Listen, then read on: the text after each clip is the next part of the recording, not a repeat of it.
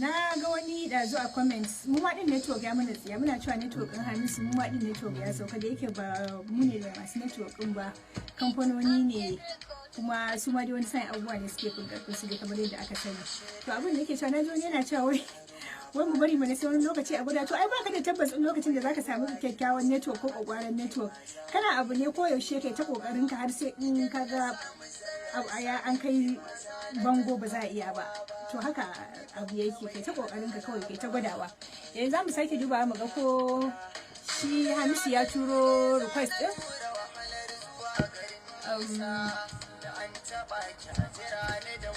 muna jira mu gani yanzu ko ya turo request din sai mu ansa masa muna fatan da yanzu network ya yi kyau sannan kuma ku gani yauwa network ɗin yayi kyau. Assalamu alaikum. Ina nan muna ta kokawa da network. Ai wannan kiɗan? Na ji jaruma.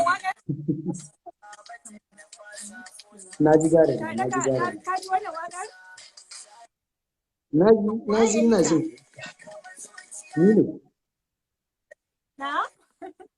Ni ne. Kaiwa. Ni Hamisu Sa'idu Yusuf wanda aka fi sani da Hamisu Breka. To Malam Hamisu sani da zuwa BBC Hausa. To ni ma ina muku barka. To masu kallon mu kamar yadda muka faɗa suna na Halima Umar Sale kuma bakonmu a yau shine Hamisu Breka Dorayi. Kuma za mu tattauna ne akan wata waƙarsa da take tsananin tashe yanzu da ake yayinta a wannan ɗan tsakanin musamman ma a wannan satin na sallah. Duk da dai cewa ba sabuwar waka ba ce ba ni na kwana biyu da sanin wakar amma sai ga shi ta Hamisu ya yi ta. Bari ni zan fara kafin na tambaye ka wane ne Hamisu Breka Dorayi me breka me kake breaking zan wakar jarumar mata. Yaushe ka yi ta? Gaskiya wakar jarumar mata ban daɗe da yin ta ba cikin 2020 ɗin nan ne ta gaskiya. Cikin wannan shekarar kenan. Zan iya cewa ba a shigo shekarar ba duk da shekarar ne amma farkon shekara sai na saki wakan. To ko da na saki wakan ta fara trending mutane duk sun san wakan to amma kuma na yi tunanin ma wakan ta ɗan yi baya sai na ga cikin bikin sallah ta dawo sabuwa kuma. Kawai ga ta nan ta rugun tsumo ana ta fama. Wallahi kam. Wai tsaya tukuna ainihi me yasa ka kai wannan wakar ta jarumar mata kuma ka bata wannan sunan na jarumar mata? To abin da yasa ne wakar jarumar mata duba da mutane.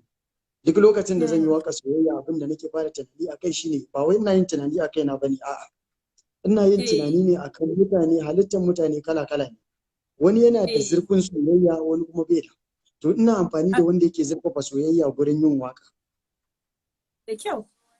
Shi ne dalilin yin jarumar mata kuma na yi ne don na kwana biyu gaskiya ban yi wa masoya wakan da za su ƙayatar da masoyansu ba. To shi ne sai na musu waka don su ƙayatar da masoyan. To kuma alhamdulillah na ga ana ƙayatar da masoyan. Na zata wata jarumar ce. A'a ba budurwata na yau wallahi. Wato kawai samari. Amma kaga ka ce wannan waka ka yi ta ne saboda masoya. Samari da 'yan mata dama kai targeting a wannan wakar? Duk lokacin da zan yi waka ba na yin tunani a kan iya samari da 'yan mata. Da farko tunani na ina fara ɗauko tsoho sai na ɗauko tunani na ba ma tsoho sai in ba wa sa'ana in ba wa wanda ya girme ni in ba wa waɗanda suke ƙasa da ni kanne kenan. To idan dai yaro zan yi wa'annan tunanin zaki ga ya zama na maganganun sun yi adalci kowa da abin da zai tsinta daidai da nashi a ciki. Amma ban kayyade ba dama tun farko lokacin da zan yi waka da na riga da na sa a raina kowa zai iya ji sannan kuma ina so ta daidai da ra'ayin mutane. Amma ka taɓa tsammanin wannan wakar za ta zo har ta zaburar da mutane musamman matan aure da suke gidajensu su zo su cashe da ita? Su yi wato gaskiya ban yi ba. Ta salon wato jawo hankalin mazajensu? Wallahi ban taba tunanin ba haka ba. Ni dai kawai abin da na sani shine na yi waka sannan kuma na yi dan masoyana idan Allah ya sa mata albarka na san za ta tashi sannan kuma ko yaya ne na san akwai 'yan mutane da za su iya ji, saboda idan dai har kana da masoya to idan ka saki waka zaki ga ko wasu ba su samu ko wasu za su samu su saurara, amma yanda wakar ta ce ni ban yi tunanin cewa gaskiya za ta kai haka ba, wallahi ban yi tsammani ba. To kai yaya ka ji da ka ji wannan waka ta fito a bikin sallah, kaga ana saka ta malam, ana mata aure suna daukar hankalin mazajensu da ita, yaya ka ji a ranka? Na ji daɗi lokacin da na ga abun kaman wasa da na ga abun sai nake dariya na ce alhamdulillah, na ce yau na kasance ɗaya daga cikin mutanen da nake ba da gudunmawa a cikin aure, haka ma ya ishe ni ne alfahari. Ban taɓa tsammanin zan ga haka ba, ban taɓa tunanin zan yi haka ba. To kamar in yi postin kamar kan yi postin, haka dai. To daga bisani sai na yi tunani sai na ga ba zan yi postin ba, amma kuma duk wanda ya yi na gani ina jin daɗi a cikin zuciyata. Na ji daɗi sosai, na ji daɗi, sannan kuma ina yi dukkanin ma'auratan da suka taka muhimmiyar rawa akan wannan abu na musu fatan alkhairi. To bayan wannan waka ni da lokacin da na fara jin ta sai nake ta tunanin waka ce ta samari da 'yan mata haka da 'yan bana bakwai wanda ake cewa millennials, wato wanda suke kan sharafinsu, amma sai na ga ire-ire na da ma waɗanda ba su kai ni shekaru ba da kuma sai na ga su ne suka dinga gwangwajewa da wannan wakar a bikin sallar nan. Wato ni abin da nake tunani, kalaman cikin kuma masoya ana iya samun su a kowane shekaru kamar yadda ka faɗa, amma kuma sai ga shi ya zo ya zama na matan aure, ta zama wakar matan. Gaskiya ne. Wato abin da yake faruwa duk lokacin da ni zan yi waka, kamar yadda na gaya miki, tunani na yana da rabuwa ne gida-gida. Yanzu tun a baya farkon fara sauraro na akwai, na taɓa faɗa na ce mace mai jura akwai da babu ita ce wadda ake wata ke da farin cikin gida ko bukka. Kin ga na bawa mata aure wannan ne. Sannan da na ƙara gangarwa da wani waka so dangin mutuwa sai na ƙara cewa so bai kyala tsoho ba. Still kin ga na ƙara miƙa ma'aurata wannan. Da na dawo jaruma, tun daga kalman ashe da rai nake son ki. Kin ga kalma ce wadda take, ita kalman da rai nake son ka. Abin da ake so da shi shine zuciya. Amma shi kuma duk lokacin da aka miƙa wa rai so, to yana daidai da kaci ni da kai mutu ka raba. Mutu ka raba, wato sai mutuwa ce za ta raba, gaskiya ne. Yawwa, mutuwa ita ce za ta raba. To kin ga wannan na ƙara tsallakawa layi ne na waɗanda suke, su ne suke rayuwa tare. Ne ma'anan zancen. Gaskiya ne, to amma wasu suna ganin wannan kamar matasa, kai yadda kake tunda kana mu'amala da matasa, shin matasa sun nuna maka cewa sun ji haushi da matan aure suka zo suka kane ne suka kwace musu wannan waka? Ba su nuna min ba. Wato abin da yake faruwa a cikin bikin sallar nan ya zama na duka muna gida, mun yi bikin sallar gida haka ne, amma ni alhamdulillah na samu nishaɗi na, domin duk abin da yau za a ce ka fito ka yi don ka faranta wa wasu mutane rai, sannan kuma kaga sun ɗauki abin sun yi farin ciki da shi, kai ma zai faranta maka rai. Haka ne. Gaskiya alhamdulillah ni wannan shi ya taya ni hidiman bikin sallah. To. Wallahi na ji daɗi, duk kusan wanda zai kira ni a waya zai kira ni ne ya mun magana akan na ga wakan ka jaruma. Ana ta abu kaza, na ce wallahi ni ba haka na gani. Duk wanda zai kira ni to kun ga iya wannan ya sai faranta min rai. Sannan kuma su kansu matasa ba su nuna min cewa ba sa goyon bayan wannan ba. Ba su nuna maka cewa waƙar su ce aka sace ba. Ba su nuna min ba. Su ka san wannan waƙar wannan tashe da mata suka yi da ita a sallah ya jawo cece kuce. Wasu suna ganin cewa ta aure ba laifi bane ta rawa a gaban mijinta, amma sawa a social media din shine laifi. Kai me zaka ce kan haka? Abin da zan iya cewa shine abin da suka ce. Tunda ko da yaushe duk abin da muke idan masoya ne muke yi. Sannan idan muka waya fuskar addini, da za mu yi wa abin adalci, fahimta ce. Amma ni a tunanina sawa a social media din zai iya zama na kuskure, tunda kin ga mu ba malamai ba. Akwai hurumi ne wannan na masu ilimi, wanda ni ba ce komai a kai ba. Amma dai abin da na sani ne duk abin da ya zama na ra'ayinsu to shi ne zai zama na ra'ayi. Ni dai komai nake yi ne da masu.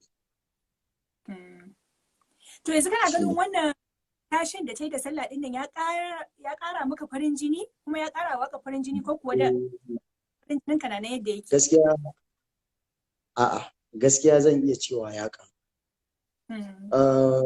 Duk abin da na gani na tashin hankali idan ba zan manta ba, ba a daɗe ba na dinga jin rumors a kaina kala-kala. Yanzu a haka a gari akwai wanda ake ce musu ban da lafiya, an tafi ana jiya ta, ina kaza da sauransu, sai an kama ni. Amma duk abin da na gani sai in sa a raina wannan jarrabawa, sannan kuma bayan jarrabawan sai in ƙara ganin wani abun alkhairi. To lokacin da na dinga ganin wayannan tashin hankula, tabbas hankali na yana tashi idan na ga wani abu. Saboda ina zaune zan ga an yi posting abu a kaina wanda bai ba shafi ni ba. Amma kuma alhamdulillah sai na ga hakan ya jawo yanzu na ƙara samun wani nasara ko ci gaba, tunda ban yi ƙarfin da ne a cikin wannan lokacin. Haka ne. Duka da wannan kalubalen da nake fuskanta kuma alhamdulillah ga shi gaba nake, to kin ga ba zan taba cewa na yi baya ba ko kuma ina nan a yanda nake, a'a. Daga bikin sallah zuwa yanzu na san alhamdulillah na ƙara gaskiya. Haka ne. Saboda wanda ba su san ba ma sun fara sani na yanzu. Ka kware da gaske. Yanzu bari mu dawo kan wakar jarumar mata. Ni ka san baitin da na fi so a jarumar mata wanda kullum sai na rera wa mai gida na baitin nan. Kullum sai na wa miji na waka. To baitin da nake bari na dan saka su sai in ji baitin. Idan na samu zarar sabin ki ba za na tanka kowa ba, ni ban ga mai harara. To ga baiti na. Ka bi wakar mana, ka bi wakar ai muna jin ka. Wahalar zuwa garin nisa da an taɓa ki a jira ni dan kwatila su na zo na ɗau fansa. Ni wannan kai baiti ka fi so, ni wannan baiti na biyu din wannan wahalar zuwa garin nisa din, ni shine baitin da na fi so kuma shine baitin da mai gida na ya fi so. Kullum sai mun yi wa juna da shi. To ni kuma kin ga idan zabi na ne a cikin wakar na fi son yau gana an ruwa kusa da kada zo ki ci cikar kona. Na fi son komai da mafita kar da ki saba da ita. Na fi son. Na ga wannan gaskiya yana da daɗi amma ni duk da haka shine na uku. Baiti na biyu da na fi so shine wanda kake cewa in bude yan idanu. In har zan ni ban da damuwa. In har zan bude yan idanu na. Yawa ina ga ita ce na ko.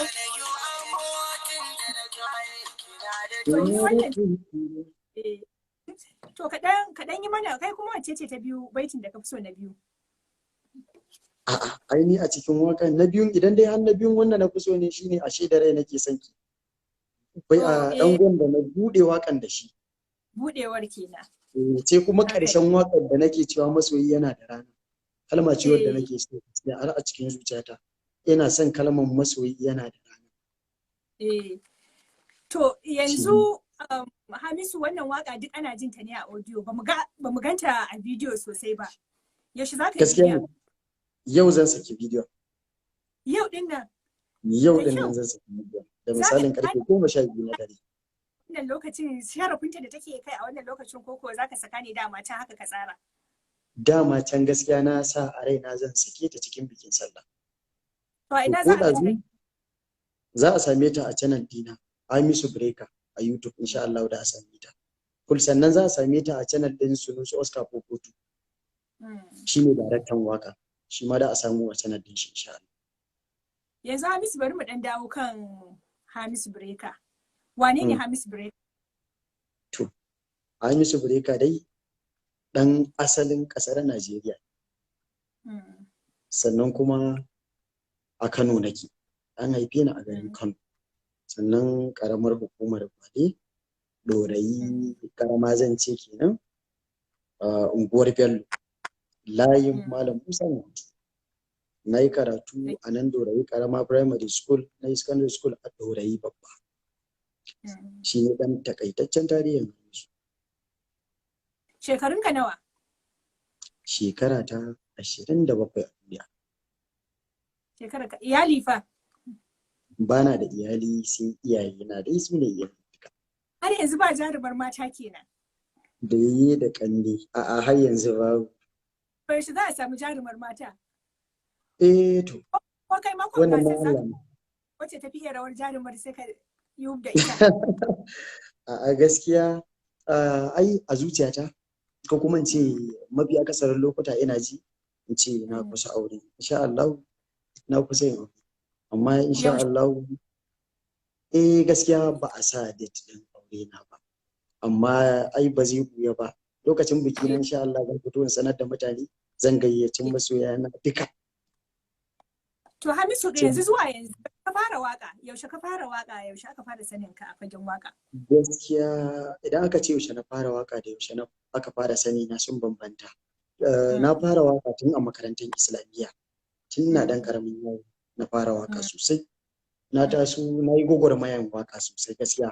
Na yi zaman studio tun daga share studio har na zo kan mix down na zama ina sound engineer ne a studio. Daga nan kuma ana ta yi har na zo na buɗe studio na wani kaina. Ana ta yi har ya zo ya zama an fara sani na ƙarshen 2016. To, ƙarshen shekarar 2000. Shi ne na saki wasu waƙoƙi so na gaskiya, hamra da shimfiɗar fuska da keci da wani hauwa da wata waƙa tun tana yar ƙaramar ta bana mantawa da wata waƙar biki saƙon amarya. To a wannan lokacin na sake su ne farkon waƙoƙi na da mutane suka fara saurara. To daga nan ne baki ta yi. Zuwa yanzu waƙoƙi nawa? Gaskiya idan na ce ga adadin waƙoƙin da ne yanzu ne karya, sabida idan muka ɗauko akwai waƙoƙin bukunkuna na mutane. A cikin sati zan iya samun waƙoƙi da dama wanda idan da a ce idan ina shigarwa kawo yanzu shekaru ne za a kira ba kwanaki ba kuma watanni ba. Kin ga kwaye da yawa. To idan yanzu da kayyade nake na yi waƙa kaza ne gaskiya. Kawai dai abin da na sani shine na yi da yawa. Wani yana tambaya a cikin masu bin yanzu ya ce wace waka ce bakan damiyar ka? Waka bakan damiya ta ni? Ai bakan damiya ita ce abin da mutane suka fi so. Haka ne? To don haka idan dai har zan ce bakan damiya ta ni yanzu. Asalin bakan damiya ta ita ce wakan a duniya ke kika zama farin ciki na. Na biyu kuma zaɓin mutane still shine wakan shimfiɗar fuska. Na uku kuma a wannan lokacin kuma idan yanzu ne bakan damiya ta shine jaruma.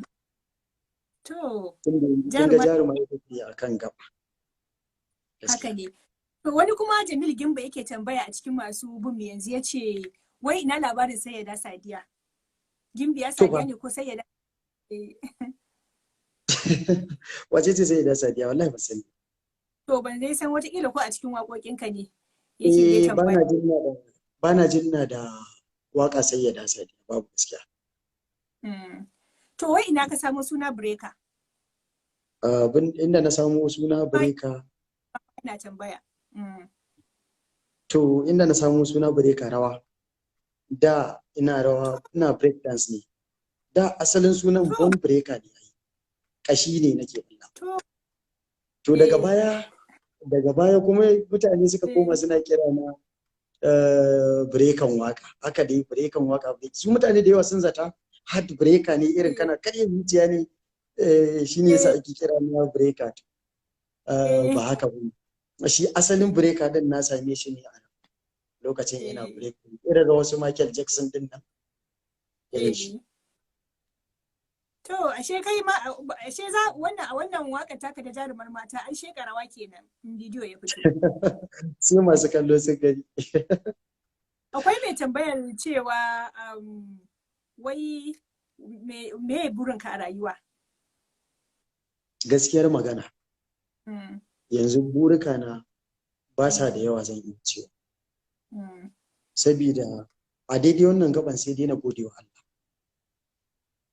Ba na mantawa farkon tasowa ta da an taɓa hira da ni sai aka tambaye ni aka ce menene burina, sai na ce burina bai wuce ni ma yanda ake jin mawaka duk inda ake jin mawaki ana jin waka ta Hausa ni ma ya zama ana jin waka ta ba. Shekarar da bai fita ba, shekarar da aka yi hira da ni Allah ya cika min wannan buri. Yanzu kin ga ko ina an san burina ya cika. Yanzu zan ce burika na ba su da yawa, sirrika na ne. Tsakaninka da Ubangijinka ne. Wani yana tambayar Ban ji ba?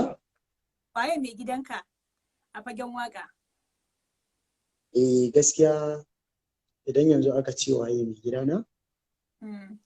wanda mutane suke tsammani mai gida shine wanda ya koyar da kai waka. Haka ne? To na farko dai ita waka Haka abin da ne. na sani baiwa ne. Ba a koya waka sai dai a koya maka yanda za ka rubuta ta daidai da yanda za ka rera ta.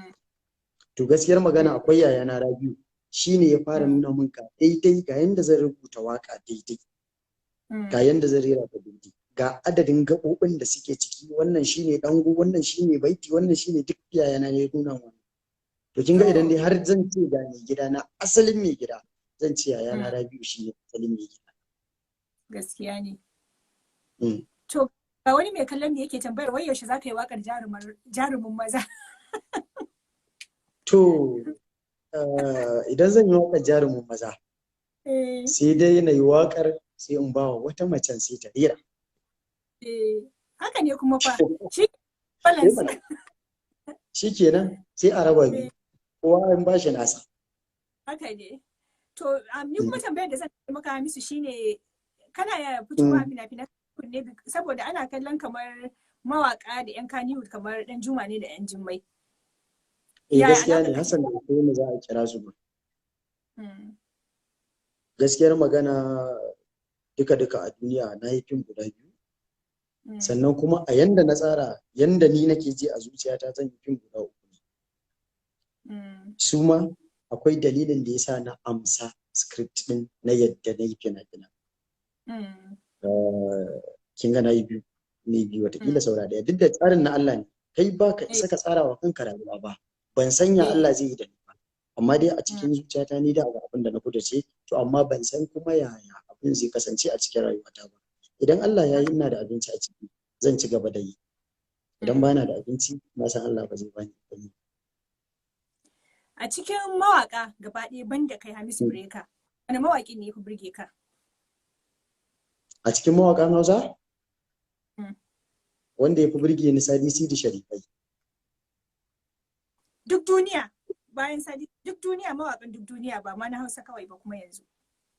Mawaka duk duniya mawaka duk duniya. Gaskiya ni mawaki ya ce wadda ta fi burge ni sunanta Umma Sangari. Ta ƙasar Mali. Tana waka ban san me take cewa ba. Amma a zuciyata na tabbatar da cewa wannan mawaƙiya ce ta gaskiya. Irin tana yin waƙan za ka ji waƙan live take yi shi. Amma da ka ji duk yanda take yi idan dai har za ka yi ƙoƙarin bin muryarta to za ka tabbatar da cewa wannan tana da baiwan waƙa a tare da ita. Tana matuƙar burge ni gaskiya. To a cikin 'yan fim kuma na Kannywood wane ne gwaninka ko wace ce gwanarka? A cikin 'yan fim na Kannywood gaskiya zan iya cewa mafi akasarin su suna burge ni abin da yasa shine dukkan su kusan masoyana ne na tabbatar da kaunar da suke mun duba da yanda idan na saki abu zake ga suna ta mun reposting to wa zaka kaunata wa zaka kyale ka fatanin su ba wanda bana zaman lafiya da shi kowa na wani kin ga kowa jarumi na ne duk wanda na sa fim din sannan kallo sai in ji yana burge ni haka ne matan su da mazan su ce Momi Gombe ne wajen mutum 10 suna ta tambaya a cikin masu comment suna cewa wai ina labarin Momi Gombe. Labarin Momi Gombe da aka ce na kashe mata aure karya ne. Domin Momi Gombe ko da auren ta ya mutu kafin na ganta ma an wata biyar. Ban ma san auren ya mutu ba. Kafin kuma Momi Gombe ta aiki da ni ta yi da mutane da dama. Rai ko neman suna ne Allah ya masa ni. Sai daga baya na ga wasu sun fito suna posting suna cewa ni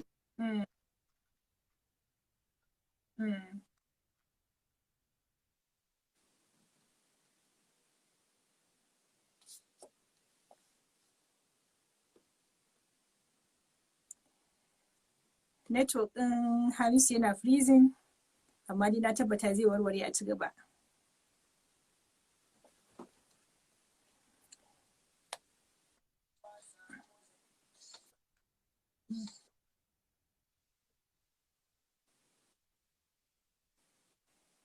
Yanzu kana sa ran nan gaba akwai wata waka da za ka yi ta zo tafi jaruma farin jini?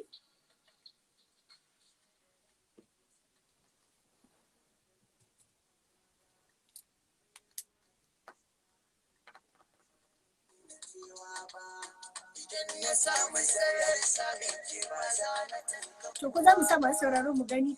Wai na ga mai shafin da zaka discuss tana kallon wannan. Aisha ki gaya mana baitin da kika fi so ki rubuta mana baitin.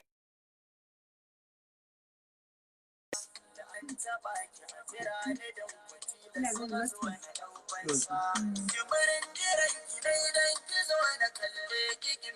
Ina ga mun rasa Hamisu Breaker a ɗorayi za mu sake gani idan ya sake hawa sai mu gaggawar wato yin sallama da masu sauraro ba laifi an samu abin da aka samu. Bari mu sake gani ko za mu sake samun sa. Kafin nan za mu ɗan shakata da jaruma.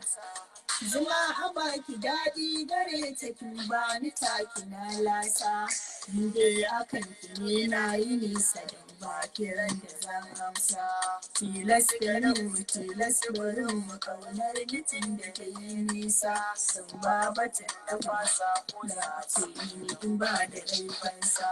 Tsarin zubin ki daidai ne ya kama zuciya ta ne. Na san kawai mafarki ne, na san ki so mataki ne, ki ban da damuwa in har zan da ɗan gida mun sake samun Hamisu yana ƙoƙarin connecting don mu samu mai rounding up mu tambaye shi wasu tambayoyi na ƙarshe kafin mu wai Allah ina ɗan koya ne Aisha ban ma bare ba don ma ba murya.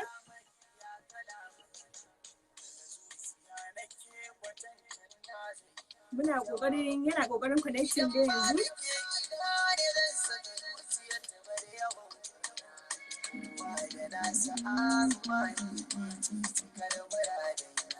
Yau gane ruwa kusa da kada zo ki ce ki garkona. Muna kokarin connection har yanzu. Yawwa. Kaga kuma sai aka samo ka a daidai lokacin da baitin da ka fi so ya zo. Alhamdulillah. Gaskiya kamar network ɗin ya sani. Lallai kam. Haka ne. To yanzu Hamisu a gurguje wanda suka tambaya suka ce musu wakar jarumin maza ka ce sai ka samu wacce zaka bata ta rubu. Baka faɗa ainihin ranar da zaka yi musu ba. Wataƙila suna da kuɗi ne su ma wataƙila magidanta ne suna wa matan su rawa su turo challenge mu gani. To insha Allah nan ba da dadewa ba zan yi insha Allah. To nan ba da dadewa ba insha kun ji Hamisu. Ina dai so na gaya maka cewa akwai ɗimbin mutanen da suke bin mu yanzu suna ta miƙo maka saƙon gaisuwa da kuma saƙon fatan alheri kuma suna nunawa suna bayin wannan waka. Duk da dai ba mu saka sauran kuma mu ma jarumar ce ta wannan ta kwashi hankalinmu shi yasa ita muka yi ta sakawa wato a halin yanzu kuma insha Allah muna fatan idan annobar cutar ta lafa za ka ƙara zama baƙonmu na daga bakin mai ita kamar yadda aka sani yadda mu tattaki har Kano.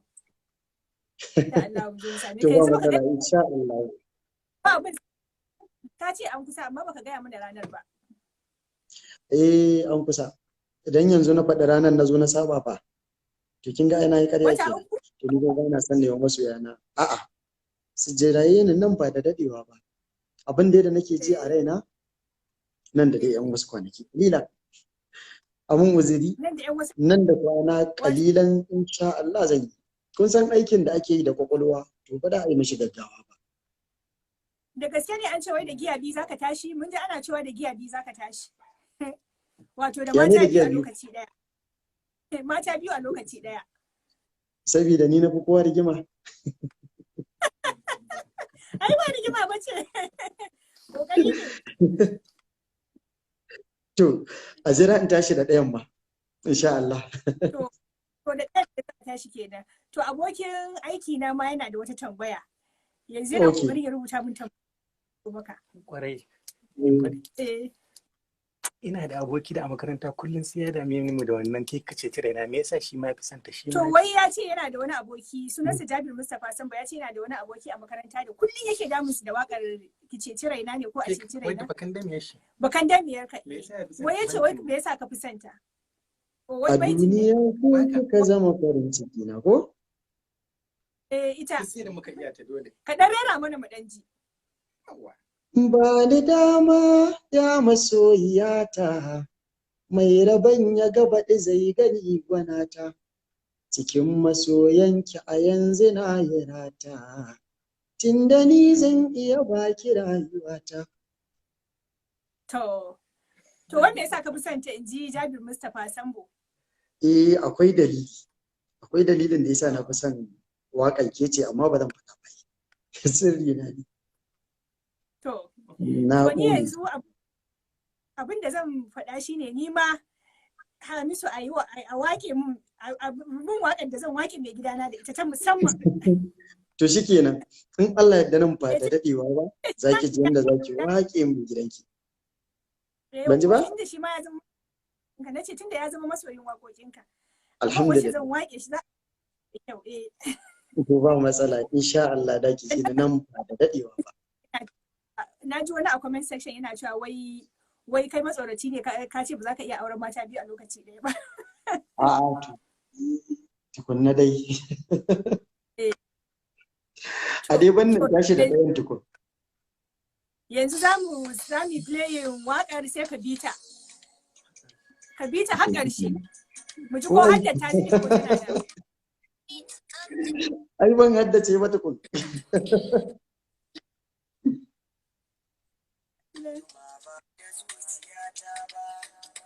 Komai ruwa da iska akan ce ba za na daina kewa ba, idan na samu zarar ba za na kan da kowa ba, ki ban ga mai harara ba, bare na waiwaya.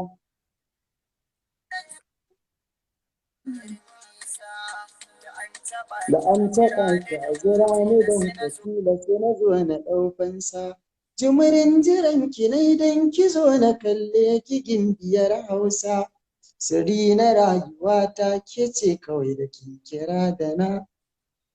Zuma a baki daɗi gare ta kin bani taki na. In dai hakan ki don ba kiran da zan amsa.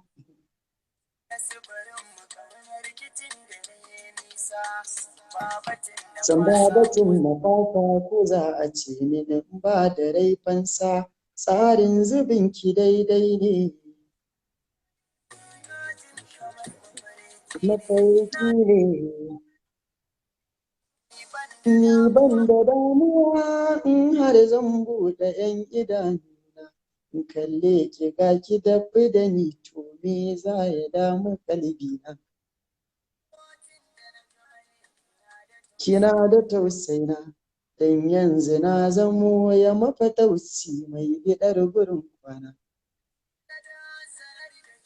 Da iya mai biya kalamaina, daga zuciya nake kwatantan na zayyano jawabaina. Gaba da yawan kuna, komai da mafi, ni ke cikar muradaina. Kusa da kada zo ki ce cikar kuna, kare da ki saba da farta ban kwana. Na ji na gani yanda nake son ki ya fi ƙarfi na.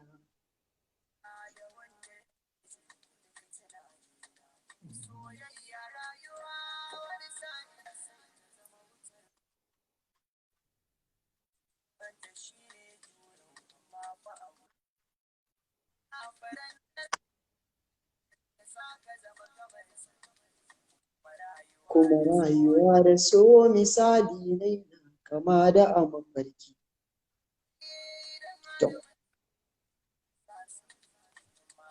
Mata mu haƙuri idan har mun samu so mu sa sauki. Masoyi yana da rana ne. Wato ma a ƙarshe har shawara ka ba wa samari da 'yan mata. In an samu so wani sauki ne kake so a dinga? A tausasa. Saukin kayan lefe ko? Ba ji ba? Saukin kayan lefe kake so a dinga yi?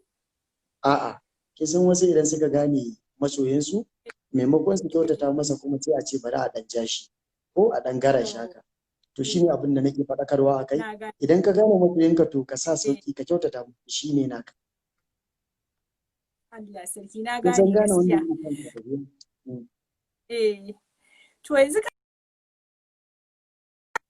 na da suka taya ni wannan aiki ya kammala, kamar babban producer Umar Rayi da Mustapha Jabiru Sambo, zan so su ma su gaya maka baitukan da suka fi so a wannan waka ta jarumar mata. Ta. Da Umar Rayyan zan so ya fara gaya maka baitin da ya fi so a wannan waka ta jarumar mata. Malam Hamisu Hamisu. ba. Assalamu alaikum. Yau sannan na godiya. Zan ce ya fi burge ni tun da na fara jin waƙar baitin da ya ke cewa kai ba da zuciya kake so ba da rai kake so. To ni ma abocin jin waƙoƙi amma ban taɓa jin wannan kalman ba, an wuce wata kamar iyaka za a ce. Gaskiya ne, ita kanta zuciyar mun ba ta hutu ne. Yawanci za a ce ana so da sauransu, amma kai sai ka zo da cewa da rai kake so, to gaba rai kuma ban san wani abu da yake gaban wannan ba. To za mu lalubo shi insha Allah, na gode sosai. Sai Allah ya ƙara basira. Yanzu ga aminiya Allah. Zai zo ya dan tofa albarkacin bakin shi game da ita wannan waka. Wani baiti ya fi so? Bismillah Abdulbaki. Abdulbaki bismillah.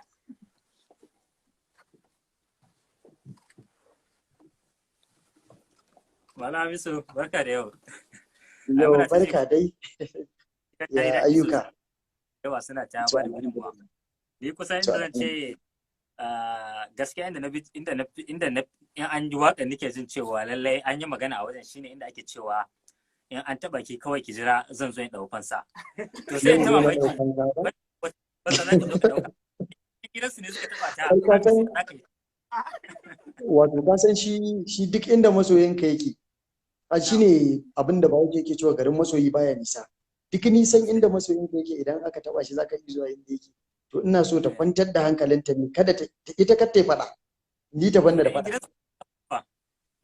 Ban ji ba? Idan 'yan gidansu ne suka taɓa ta ko yayanta ko mahaifinta. To kaga an ce faɗan da ya fi ƙarfin ka sai ka mai da shi wasa. To ma da laga Jabir zai zo shi kuma. Dama zuwa ne mu gaisa. Jabir Mustapha Sambo. Malam Hamis ya gari ya hidima. Malam Jabir. Wallahi alhamdulillah. Mun gode Allah. Yawwa ni ma nan inda kake maganan cewa masu yana da rana irin yanda ake rufewa shi da wakan baitin ina jin daɗin shi kullum a mota in na kunna to wurin baɗin so ina jin daɗin ji an ɗan yin ƙasa an ce masu yana da rana mun yi ƙasa na gode sosai wallahi magana Abdulbaki ta ce lokacin ce nan kawai sai in ta tunanin to irin yanda ake lockdown ɗin nan in ta ce ga ta a bariki ko ya za a kwashe ne ban sani ba in ta kira ka ta ce ga ta a bariki to ai tunda da rai nake son ta zan iya fitowa. Zaka ba da to Allah ya taimaka. Amin ya Allah, na gode sosai. Malam Hamisu ka dai ji kowa da baitin da yake so, ni ba sun sa na fara son baitin farko. Ni ba dai na san gaskiya ni ma da rai nake son sa. Kai ma Allah ya sa ka san wajen da zaka ita ma ta so da rai. Wannan gaba nake kamar yadda na faɗa a madadin Umar Rayyan da Abdulbaki Jari da Jabir Mustapha Sambo, ni Halima Umar Sale da kai bakon mu Hamisu Breka sai na ce mun gode Allah, mun gode wa Hamisu da ka bamu lokacin ka aka yi wannan tattaunawa. Kuma mun gode wa masu sauraron mu gaba ɗayan ku da kuka biyo mu kuka kalli wannan tattaunawa mu. Allah ya saka kowa da alkhairi. Sai na ce bari mu rufe da jaruma kuma in ce Salisu sai Hamisu sai mun zo aure insha Allah. To Allah ya lamunce, na gode sosai, na gode sosai, na gode sosai. Sauraron mu assalam.